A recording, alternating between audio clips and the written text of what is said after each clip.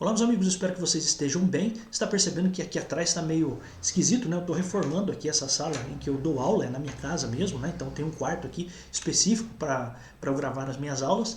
Então não se preocupe com isso, tá? Isso aqui vai mudar, esse cenário nos próximos vídeos aí vai mudar possivelmente nas próximas semanas. Eu estou fazendo uma reforma aqui, mas é aquela coisa, né? Estou falando isso aqui para você, não precisava nem me explicar, mas estou falando isso aqui para você com um único objetivo, para você entender que às vezes tem gente que fica procrastinando de fazer as coisas porque não está no ambiente adequado ou no momento adequado. Cara, não é adequado eu gravar com esse cenário aqui atrás. Mas eu estou fazendo isso, sabe por quê? Porque eu preciso fazer isso aqui. Porque eu tenho um dever de fazer isso como professor. Então, entenda, não espere as coisas estarem completamente 100% na sua vida para você gravar não, mas para você fazer as coisas que você precisa fazer, que são da sua responsabilidade, tá bom? Então, isso é uma observação aqui. A gente vai continuar aqui nas normas da corregedoria para o concurso de oficial de justiça. Então, a gente está no artigo 1014. Então, veja só, algumas coisas relevantes aqui pra gente. Então, retomando, né, o conteúdo que nós estávamos já trazendo nos outros vídeos, a gente vai falar dos mandados. Os mandados serão classificados pelo ofício, então, pelo local em que o ofício, entenda, né, pelo cartório, pela serventia judicial, conforme a decisão do juiz da causa, observadas as seguintes regras. Em relação aos prazos, você vai ter a classificação como comum, os mandados sem prazo definido, então mandados comuns. Mandados de plantão imediato, os mandados referentes ao 440A, que são coisas que precisam ser cumpridas de imediato. Plantão relativo a medidas protetivas, lá da Lei Maria da Penha, tá?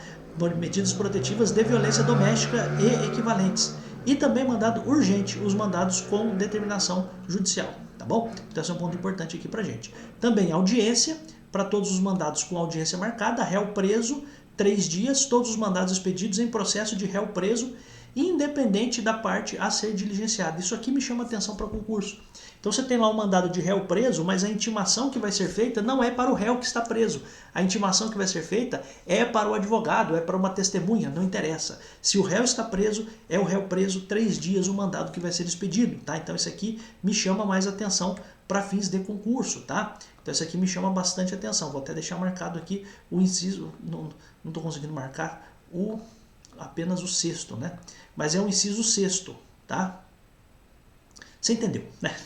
Então, remoto, réu preso 7 dias, os mandados referentes a réus presos ou menores internados, tá? Então veja, você tem réu preso quando eu estou falando de uma situação de um mandado que precisa ser cumprido, de um processo que tem o réu preso, independente de quem vai ser a pessoa a ser ali intimada, tá? Esse é o ponto. O remoto réu preso 7 dias é o mandado referente a réus presos ou menores internados. Então, aí a gente está falando da situação em que, de fato, quem vai receber esse mandado é o réu preso ou o menor internado, tá? Então, somente a designação de audiência não justifica a classificação como plantão ou urgente. Cara, isso aqui também chama muito atenção para fins de concurso. Por quê? Não é porque teremos uma audiência que esse mandado tem que ser cumprido de modo urgente. Por quê? Porque nós já vimos em vídeos passados que é possível que você tenha ali prazos de antecedência para a realização, para o cumprimento desses mandados. Então, por exemplo, quando estamos falando de audiência de tentativa de conciliação, ou quando estamos falando de uma audiência normal, de instrução, então você tem prazos ali, isso não significa que é um mandado que tem que ser classificado como plantão ou como urgente, tá bom? Então essa informação é importante aqui para você. Aí no artigo 1015, o parágrafo 1º, tem uma coisa importante que é assim, ó, salvo em relação aos mandados classificados como de plantão ou urgentes por força de fundamentação constante da decisão que determinou sua expedição, os mandados deverão ser remetidos com antecedência suficiente para que seja possível distribuí-los para os oficiais de justiça e estes possam cumpri-los nos prazos fixados. Então vamos lá. Qual é a regra, portanto? Quando você vê o parágrafo 1º, você tem o salvo, mas depois você tem a regra. Então o salvo é a exceção e a regra qual é? Então olha só, os mandados serão remetidos com antecedência suficiente, salvo em relação aos mandados classificados como de plantão ou urgentes. Essa é a informação para você. Então, qual é a regra? A regra é que os mandados vão ser entregues, vão ser remetidos aos oficiais de justiça com antecedência suficiente. Agora, se eu estiver falando de uma situação de plantão ou de uma situação urgente, aí claro que não vai ter uma antecedência muito grande, né? Vai ser ali um período curto para ser cumprido aquele mandado. Salvo outro prazo fixado em lei, os mandados de intimação para participação em audiências observarão o prazo mínimo de 7 dias úteis. Então olha só, a não ser que exista outro prazo fixado em lei, mandados de intimação para participação em audiências vão ter o prazo mínimo de 7 dias úteis, também é uma informação importante aqui pra gente. O parágrafo 4º também diz o seguinte: desde que observado o 998, parágrafo 2º, inciso 1º, o mandado emitido em plantão e não recepcionado pela SEDM até o término do expediente será entregue pela unidade judicial por e-mail diretamente ao oficial de justiça de plantão, com regularização da distribuição pela SEADM no dia seguinte ou por ocasião da devolução do mandado. Então aqui a gente tem uma situação que é a seguinte: porventura você pode ter uma situação em que o mandado foi emitido no plantão, essa informação, né, e não foi recebido pela SEADM. Aí a pergunta que eu faço é a seguinte: então se é um mandado feito no plantão e a SEADM não recebeu, desculpe, não recebeu esse mandado, então o oficial de justiça não vai cumprir? Não. Olha só o ponto. Até o término do expediente não foi recebido, será entregue pela unidade judicial por e-mail diretamente ao oficial de justiça.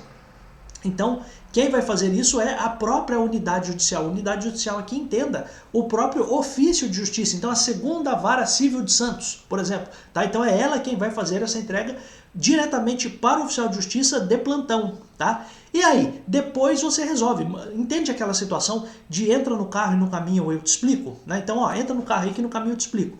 É a mesma coisa aqui, ó. Oficial, cumpra esse negócio aqui e depois a gente regulariza. Essa é a ideia, tá bom? Então isso aqui me chama muito a atenção também, porque você poderia ter uma situação de uma questão, de uma afirmativa na sua prova, trazendo este cenário, trazendo esse problema, dizendo o seguinte: olha, o oficial de justiça, ele estava no plantão, certo? Mas o mandado foi emitido no plantão e não foi recebido pela SEADM até o término do expediente do plantão. Aí o que acontece? Qual é a solução para isso? Porque veja, se ele foi emitido no plantão, significa que ele é urgente. Esse é o ponto que eu queria que você entendesse. Se ele foi emitido no plantão, portanto, ele é urgente e a SEADM não recebeu até o término do expediente, a unidade judicial, ou seja, o próprio ofício de justiça, vai mandar por e-mail diretamente ao oficial de justiça de plantão este mandado para ser cumprido e depois regulariza. Depois distribui para a SEADM no dia útil seguinte ou quando o mandado for devolvido pelo oficial de justiça. Tá? Então esse é o ponto importante. Então eu quero que você entenda isso aqui. Então olha só, o fato de a SEADM não ter recebido o mandado durante o expediente não impede que o mandado seja cumprido. Para isso, a própria unidade judicial enviará ao oficial de justiça de plantão o mandado. Depois de cumprido ou no dia útil seguinte, a distribuição deste mandado pela SEADM será feita. Tá? Então, por favor, preste atenção nisso. Por quê? Porque esse aqui é um ponto que me chama bastante atenção, tá? Para fins de concurso, tá? Então isso aqui me chama bastante atenção, porque você poderia ter uma questão de prova tratando disso, tá? Os mandados que não, vou até botar de outra cor aqui, isso aqui para ficar mais bonitinho, né? Os mandados que não atenderem às disposições dessas normas de serviço poderão ser devolvidos pela SEADM ou pelo oficial de justiça a que for distribuído para que seja expedido um novo mandado ou quantos mandados forem necessários. Então, o mandado que não atende às disposições das normas da corregedoria, então por isso a importância de o próprio oficial de justiça saber, ter noção de que quais são os requisitos do mandado, o que o mandado precisa conter, porque ele, oficial de justiça, pode devolver esse mandado. Essa é a ideia. Então serão devolvidos por quem? Pela SEADM ou pelo oficial de justiça. Tá? Somente poderão ser aditados, ou seja, corrigidos os mandados, enquanto ainda estiverem em posse do oficial de justiça até o cumprimento do objeto do aditamento. Então veja só, o que isso significa? O oficial de justiça ele vai poder ter esse mandado corrigido, aditado, até o momento em que ele for cumprir. Se ele já cumpriu o mandado errado, não dá para aditar, vai ter que ser feita uma nova expedição de mandado. Esse é o ponto, tá bom? Então somente podem ser aditados os mandados enquanto ainda estiverem na mão do oficial de justiça até a data do cumprimento, tá? Esse é um ponto importante. Uma vez cumprido o mandado, tá até escrito aqui, ó, parágrafo 2º, uma vez cumprido o mandado, então se for cumprido, se for entregue o mandado, é incabível o aditamento, sendo necessária a expedição de novo mandado. Veja, isso aqui não precisaria nem estar escrito. Por quê? Porque a partir do que está no caput do 1016, você já consegue entender isso, mas é lógico que, por vezes, as normas da Corregedoria também vêm explicar tudo isso, né? E quando for o caso, comprovação do recolhimento de novas GRD, Guia de Recolhimento de Diligências. Então, qual é o grande ponto aqui pra gente? E isso aqui também me chama atenção para concurso, né? Então, foi expedido um mandado pela serventia judicial e o oficial de justiça saiu para cumprir esse mandado. Mas no meio do caminho percebeu-se que tem algum erro nesse mandado. Então, veja, o pessoal tem que entrar em contato com o oficial de justiça dizendo o seguinte: ô fulano, volta aqui para eu te dar um novo mandado, eu estou aditando esse mandado aí porque está faltando coisa ou tem coisa errada. Então isso tudo precisa ser feito antes de o oficial de justiça cumprir esse mandado, né? Por quê? Porque se cumprir o mandado, não dá para aditar, vai ter que ser expedido um novo mandado. E aí qual é o ponto? Esse novo mandado tem um novo número. Se tem um novo número, vai ter possivelmente um novo recolhimento de custas, tá? Para a diligência do oficial de justiça. Esse é o ponto importante, tá bom? Então, também me chama a atenção, porque isso aqui parece uma coisa assim que possivelmente acontece no cotidiano, né? Então, às vezes, como é muita coisa, pode ser que o escrevente faça lá um mandado errado, depois ele constata o erro, pega o telefone e liga para o oficial: ô, escuta aqui, eu fiz um mandado errado, entreguei para você errado aí, você não consegue voltar aqui? Ah, não, eu já cumpri. Ah, então se já cumpriu, vai ter que fazer outro. Ah, eu não cumpri ainda, então eu estou usando esse mesmo arquivo aqui, desse mesmo mandado, eu estou só corrigindo o que precisa ser corrigido, tá bom? Mensalmente o escrivão, então mensalmente, o escrivão relacionará os mandados em poder dos oficiais de justiça, além dos prazos legais ou fixados, comunicando ao juiz corregedor permanente para as providências cabíveis. Então, mensalmente, o escrivão vai relacionar os mandados que estão com os oficiais de justiça, além do prazo, né? Então, o oficial de justiça recebeu e não cumpriu no prazo certo, tá? Essa é a ideia. Aí, meus amigos, a gente vai aqui para a seção 3, falando do processamento dos mandados nas SADMs. Então, veja só. Parágrafo 1º chama bastante atenção. Onde instaladas comunidade autônoma, todas as remessas de mandados serão feitas exclusivamente pela SADM, vedada a remessa pelos ofícios judiciais diretamente aos oficiais de justiça, salvo o disposto no parágrafo 4º 1015. Lembra o que é o parágrafo 4º 1015? Aquela situação em que não foi recebido pela SADM no final do expediente do plantão. Então, essa é a ideia. Então, qual é a regra? Se eu tiver instalada comunidade autônoma ASADM, será ela quem vai fazer a entrega, as remessas dos mandados para os oficiais de justiça. Então é proibido, se existe ali a SADM instalada na serventia judicial, naquela cidade, naquela comarca, é ela quem vai fazer a remessa dos mandados aos oficiais de justiça. E isso traz uma proibição. Os ofícios de justiça estão proibidos de mandar os mandados diretamente para os oficiais de justiça, a não ser naquele caso que a gente acabou de ver, naquele caso do plantão, em que a SADM não recebeu. Aí o ofício de justiça manda por e-mail do oficial de justiça, como a gente acabou de ver, tá bom? É vedada a indicação de oficial de justiça pela parte ou por seu procurador, bem como a prática de se atribuírem todos os mandados do dia, independente da classificação, ao oficial de justiça de plantão. Então aqui tem duas informações muito importantes. Primeiro, o advogado ou a parte não pode dizer o seguinte: não, eu gosto do fulano de tal, que ele é mais simpático para cumprir os mandados, então eu quero que seja ele o oficial a cumprir esse mandado. Não pode. Então é vedada, é proibida a indicação de oficial de justiça pela parte ou por seu procurador, por seu advogado. E também é proibida o quê? A prática de se atribuírem todos os mandados do dia, independente do tipo de mandado, para o oficial de justiça de plantão. Desculpe. Então qual é o grande ponto aqui? Você tem duas proibições. Não pode indicar o oficial de justiça que vai cumprir, por quê? Porque presume-se que você vai distribuir de modo igual para todos os oficiais de justiça a quantidade de mandados existentes. Essa é a ideia, para não ter um desequilíbrio no serviço, né? Qual é o outro ponto importante aqui? Também eu não posso pegar um bolão de mandado que saiu no dia e entregar para o oficial de justiça de plantão. Ah não, você está de plantão, você tem que fazer tudo. Não, peraí, eu estou de plantão, eu tenho que cumprir o que está no plantão. Essa é a ideia, tá bom? Então o oficial de justiça de plantão vai cumprir o que se relaciona ao plantão. Essa é a ideia. A SADM deverá providenciar carga em livro próprio dos mandados expedidos fora do sistema, com rigoroso controle no equilíbrio das distribuições aos oficiais de justiça. Então, é o que eu falei, rigoroso controle no equilíbrio das distribuições. De novo, eu não precisaria que isso aqui estivesse, a questão do rigoroso equilíbrio, por quê? Porque você já tem aqui no parágrafo 2º essa indicação. Por que eu não posso escolher o oficial de justiça? Porque senão você vai desequilibrar o serviço dos outros, né? Então vai ter um sobrecarregado com um monte de mandado e o outro com menos mandados. Tá? Essa é a ideia.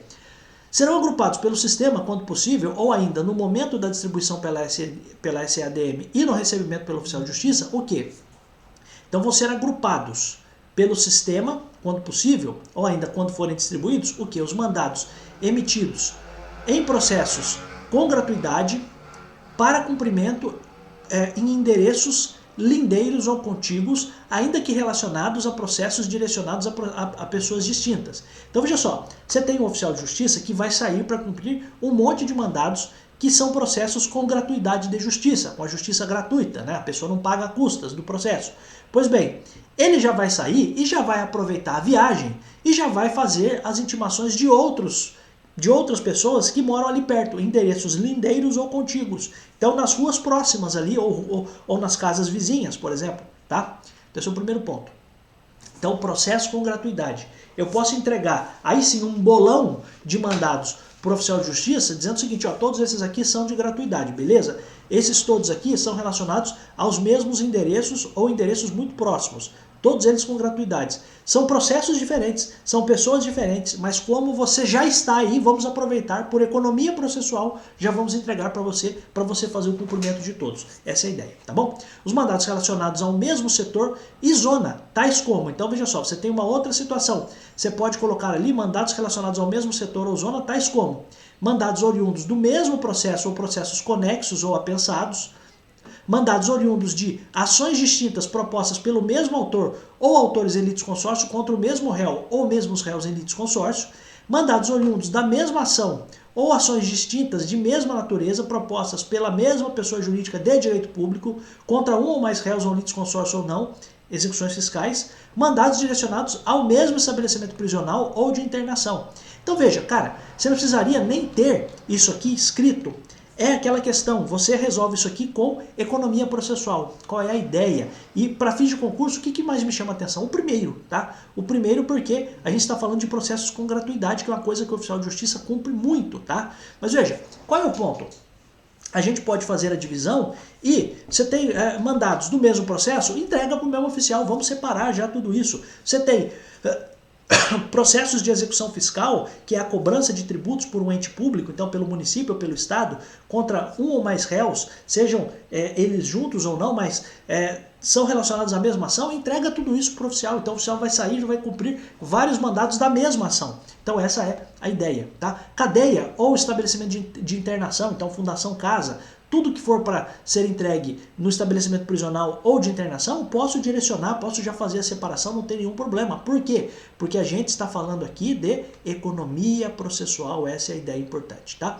Os mandados serão restituídos, então depois de conferidos, então depois que todo mundo conferiu, não sendo o caso de devolução, os mandados serão restituídos pelas SADMs aos ofícios de justiça de origem no prazo máximo de 5 dias, com exceção dos mandados para cumprimento urgente ou em plantão, que serão imediatamente baixados e encaminhados à origem. Então veja só, os mandados em geral, eles vão ser restituídos pelas SADMs aos ofícios, ou seja, à primeira vara civil de Santos, à segunda vara criminal de Taubaté e assim por diante. Então, eles vão ser restituídos aos ofícios de origem no prazo máximo de 5 dias.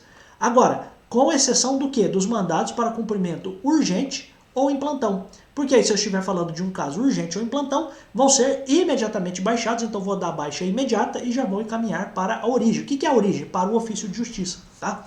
Esse é o ponto. O funcionário responsável pela SADM fará a cobrança de mandados com prazos excedidos para cumprimento a cada 30 dias. Então, o funcionário responsável pela SADM fará a cobrança de mandados com prazos excedidos para o cumprimento a cada 30 dias, ressalvado prazo menor genérico por determinação do juiz corregedor permanente da SADM ou onde não houver do ofício de justiça. Então veja que você tem aqui dois artigos que se parecem muito. Aqui no 1022 a gente está falando de uma situação em que o funcionário responsável pela SADM vai fazer o que? A cobrança dos mandados com prazos excedidos para cumprimento a cada 30 dias. Então, o funcionário vai cobrar a cada 30 dias. E você tem uma outra informação, que foi a que a gente viu aqui. Logo, aqui acima, mensalmente, o escrivão relacionará os mandados em poder dos oficiais de justiça, além dos prazos legais ou fixados, comunicando ao juiz corregedor permanente. O que isso traz de ideia para você? A ideia principal é a seguinte: eu quero ser oficial de justiça, então tem duas coisas que eu preciso ficar ligado. Pode ser que o escrivão, ele informe o juiz corregedor do fato de eu estar com um mandado além do prazo. Então essa é a primeira situação. Então o escrivão da primeira vara civil de Santos, por exemplo, pode fazer essa cobrança, mas também o próprio funcionário da SADM vai fazer essa cobrança dos mandados com prazos excedidos para cumprimento a cada 30 dias. Então guarde essa informação. Então qual é o ponto aqui? O oficial de justiça pode ser cobrado dos mandados com prazo excedido, tanto por meio de comunicação do escrivão do ofício judicial, aqui entenda da vara respectiva, ou pelo funcionário da SADM, tá? Então esse é um ponto importante, que vai ser também um servidor ali, né? Mas qual é o ponto? O oficial de justiça é duplamente fiscalizado. Então ele está cumprindo um mandado pelo primeiro ofício criminal de Taubaté, por exemplo. Então é interesse do primeiro ofício criminal de Taubaté que isso seja cumprido logo. Então o oficial de justiça pode ser cobrado pelo prazo excedido por meio de comunicação do escrivão, desse chefe, desse responsável da primeira vara criminal de Taubaté, do primeiro ofício criminal de Taubaté, e isso é comunicado ao juiz corregedor. Essa é a primeira coisa. Outra coisa importante: como esse mandado vai ser distribuído para a SADM, também a SADM vai querer controlar isso. E vai perguntar para o oficial: escuta aqui, cadê aquele mandado que você saiu para cumprir e não cumpriu até agora? Então esse é o ponto. Então o oficial de justiça, ele é cobrado, ele é fiscalizado tanto pelo escrivão, responsável pelo ofício judicial de onde saiu aquele mandado, mas também pela central de mandados, pela SADM, tá bom? Então esse é o ponto importante aqui pra gente. Aí veja só, o cumprimento dos mandados pelo oficial de justiça. Ao receber eletrônica ou fisicamente em carga, o oficial de justiça deverá verificar, isso aqui é o que a gente falou, né, nos primeiros vídeos. O oficial de justiça deverá verificar se o mandado está dentro dos limites do seu setor de atuação e se contém os documentos necessários ao seu cumprimento. Então, olha só, deve verificar se o mandado está dentro dos limites do seu setor de atuação e se o mandado contém os documentos necessários ao seu cumprimento, bem como se o valor foi corretamente recolhido e é suficiente para a prática do ato ordenado. Se constatar irregularidades, dentro de 24 horas, o oficial de justiça poderá devolver o mandado. Então, dentro de 24 horas, ele pode devolver o mandado. E depois desse prazo, salvo irregularidade insanável, não poderá o oficial devolver o mandado sem o devido cumprimento. Então, veja que o oficial tem um prazo muito interessante aqui, que é o prazo de 24 horas para comunicar se porventura aquele mandado está errado. Depois desse prazo, a não ser que seja uma irregularidade insanável. Então o que é uma irregularidade insanável? Por exemplo, uma situação em que tem um endereço para a pessoa cumprir, né? Então na rua tal, mas não tem o número. Então isso é uma irregularidade que não dá para resolver, né? Então não poderá o oficial de justiça devolver o mandado sem o devido cumprimento, tá? Então, a não ser que seja uma irregularidade insanável, depois que passaram as 24 horas, o oficial de justiça não pode devolver esse mandado, tá? Essa informação é importante aqui pra gente, tá? Se necessários 2 ou mais oficiais, então às vezes você tem uma situação mais grave, né? Então, se necessários 2 ou mais oficiais de justiça para cumprimento da ordem judicial considerada complexa ou perigosa, o sorteado poderá solicitar que outro oficial de justiça seja designado pelo responsável da SADM, que o fará preferencialmente com o oficial do mesmo setor. Neste caso, todos serão ressarcidos frente ao ato ou atos realizados. Então, todo mundo vai ganhar. Então, não é porque foi entregue para um e o outro pediu ajuda de um outro oficial de justiça que esse outro oficial de justiça não vai ganhar, tá? Essa é a ideia. No caso de mandados pagos, salvo hipóteses de cumprimento de medidas de urgência, assim determinadas pelo juiz, nas causas, né, expressamente autorizadas nessa norma, ausente ou insuficiente o depósito, o oficial de justiça devolverá para a complementação do interessado. Então veja, salvo no cumprimento das medidas de urgência. Então veja, qual é a regra? Então o oficial de justiça olhou, percebeu que ele precisa cumprir 2 atos. Então ele precisa fazer a penhora e depois ele precisa fazer a avaliação do bem. Ou entregar para um depositário, qualquer coisa nesse sentido. Veja, ele vai fazer mais de um ato. Ou ele vai fazer a penhora, vai fazer a vistoria ou a busca e apreensão, seja lá o que for. Se estiver faltando o recolhimento das diligências, o oficial de justiça vai devolver o mandado para o cartório, vai devolver para a SADM, a depender do local, né? Se lá tem ou não tem a SADM, mas vai devolver o mandado para que o interessado possa complementar as diligências. Então estamos falando aqui dos mandados pagos, né? Porque se for por gratuidade, ele não vai pedir para complementar, porque ninguém vai pagar nada, meu Deus, né? Então tem lógica o que a gente está falando aqui, né? Então no caso de mandados pagos, salvo nas hipóteses de cumprimento de medidas de urgência, se não tiver a quantidade de recolhimentos de diligências necessárias, o que vai acontecer? O oficial devolve o mandado para que o interessado possa complementar, tá? Indicando desde logo o valor a ser complementado e o critério utilizado para o cálculo. Então, qual é a regra aqui? Se for mandado gratuito, não interessa, ele vai ter que cumprir tudo. Agora, se for pago, ele vai fazer aquela situação igual um pré-pago. Ó, você me pagou para 2 diligências, mas eu tenho 3 diligências para fazer. Então, você tem que complementar fazendo o pagamento de mais uma diligência. Essa é a ideia. O oficial deverá cumprir todos os atos do mandado, ainda que em momentos distintos, no endereço principal e nos endereços lindeiros. Então, dá para... Isso aqui é uma autorização, né, para o oficial de justiça cumprir os atos do mandado, ainda que em momentos distintos, no endereço principal e nos lindeiros, né? Na hipótese de arresto ou penhora, o oficial de justiça realizará as diligências subsequentes como a intimação e avaliação, se possível. Então, no caso de arresto ou penhora, o oficial de justiça vai realizar as diligências posteriores, como a intimação e a avaliação, se isso for possível, tá? Se couber ordem de arrombamento ou reforço policial, o oficial de justiça, sem devolver o mandado, submeterá ao juiz do feito requerimento em modelo padronizado. Então, o oficial de justiça percebeu que vai precisar fazer o arrombamento da casa ou vai precisar de reforço policial. Então, o que ele vai fazer? Ele vai preencher lá um formulário pedindo para o juiz essa autorização, tá? Na hipótese do parágrafo 2º, o requerimento, se deferido, servirá de requisição da força policial ou ordem de arrombamento.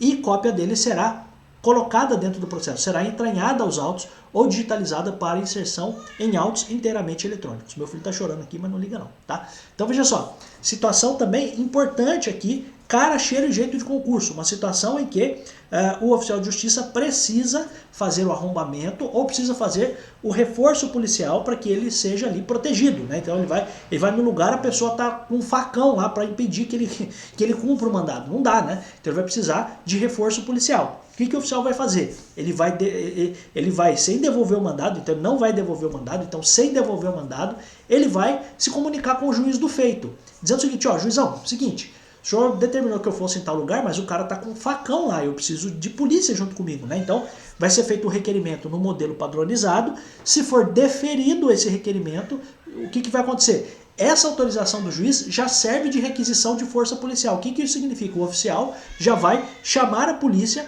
o auxílio policial, com base nesse requerimento. E também isso vai servir como autorização para arrombamento, tá? E a cópia de tudo isso vai ser juntada no processo, logicamente, tá? O interessado deverá prover diretamente os meios ou oferecer depósito das despesas em caso de transporte e depósito de bens e outras necessárias ao cumprimento de mandados. Tá? Então, a situação aqui que a gente está falando é a situação em que, por exemplo, eu preciso pegar um cavalo e levar para um outro lugar. Então, o interessado vai providenciar a forma de isso acontecer. Isso acontece muito, por exemplo, quando você tem lá aquela situação de busca e apreensão de veículos, né? Então, a própria financeira, né? A própria instituição financeira, o próprio banco, ele já providencia um guincho para levar esse carro, por exemplo. Essa é a ideia, tá? Deixando de prover diretamente, o interessado deverá oferecer depósito do valor indicado pelo oficial de justiça nos autos em conta judicial no prazo de 5 dias, a partir do qual começará a contagem do prazo para o cumprimento do mandado. Então, deixando de prover diretamente, o interessado deve oferecer depósito indicado pelo oficial de justiça. O oficial de justiça pode dizer o seguinte: olha, isso aqui vai custar tanto, né? Então, isso aqui, a despesa disso aqui é tanto, tá? Então, essa é a ideia. O oficial de justiça, ao proceder às citações, intimações e notificações, exigirá a exibição de documentos de identidade do citando, anotando nos autos os respectivos números, em especial o número de inscrição do CPF.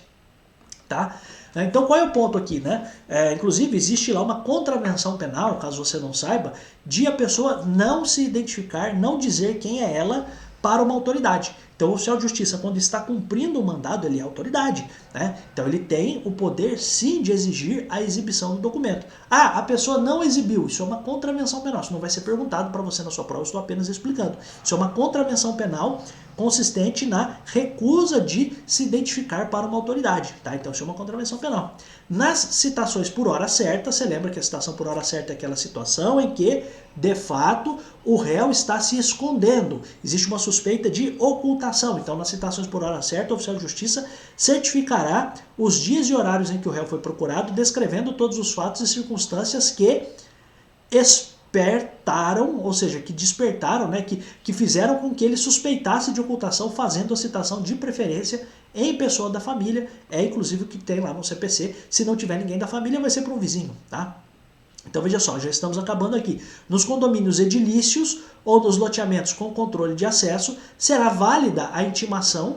Então, você está lá no condomínio ou num lugar com controle de acesso, vale a intimação feita a funcionário da portaria responsável pelo recebimento de correspondência nas ações de despejo, verificando que se trata de imóvel de habitação coletiva multifamiliar. Então, é uma ação de despejo e tem muita gente ali. O oficial de justiça dará ciência a todos os ocupantes do imóvel, que serão identificados, e certificará a respeito. Nas ações possessórias, então é uma ação específica, né? Por exemplo, reintegração de posse e tal. Veja, não confunda, despejo é o cara que não está pagando aluguel. Possessória é uma pessoa que entrou na casa de alguém, está invadindo um terreno de alguém, por exemplo. Nas ações possessórias em que figure no polo passivo um grande número de pessoas, o oficial de justiça deverá efetuar a citação pessoal dos ocupantes que forem encontrados no local, exaurindo-se a diligência com relação aos que não foram encontrados para citação, certificando-se. Então, é aquela coisa. Qual é o ponto importante aqui? Se eu estou falando de um despejo de um monte de gente, eu vou dar ciência a todo mundo que está no imóvel, certo? Que vão ser identificados e o oficial de justiça vai certificar isso. Quando eu estiver falando de uma possessória, eu vou fazer a intimação do que for possível. Aqui fala a citação, mas poderia servir para intimação também, tá? Mas ele vai fazer a citação de todo mundo que está lá. E de quem não estiver? Quem não estiver, paciência, né? Então, exaurindo-se a diligência com relação aos que não foram encontrados para citação, certificando-se. Nesse caso, inclusive, lá no Código de Processo Civil tem uma providência que pode ser feita, pode ter a participação da Defensoria Pública, etc. Não é o caso de a gente tratar disso aqui, mas apenas explicando para você. Quando o ato exigir a investidura de depositário de bens, o oficial de justiça constará do auto ou certidão o número do documento, identidade e o CPF do depositário. Então, por exemplo, tem que pegar um cavalo e levar e entregar para alguém que vai ser o guardião daquilo, o responsável por aquilo que a gente chama de depositário. Vou identificar ali quem é o depositário, tá? Essa é a ideia, tá? Amigos, nós vamos parar por aqui. Já deu aí 32 minutos, deve ter dado de aula aí uns 30 minutos. A gente vai parar por aqui, a gente vai continuar no próximo vídeo. A gente está avançando bem aqui. Professor, você vai tratar de todos os artigos? Eu vou tratar dos artigos que me parecem os mais relevantes, os mais importantes aqui. Eu acho isso muito importante para a sua prova, tá bom? A gente vai sempre fazendo abordagem aqui com possíveis questões que poderiam constar na sua prova. Agradeço muito a você que está aqui. Eu volto em mais alguns vídeos. Eu adoro estar aqui. Tchau!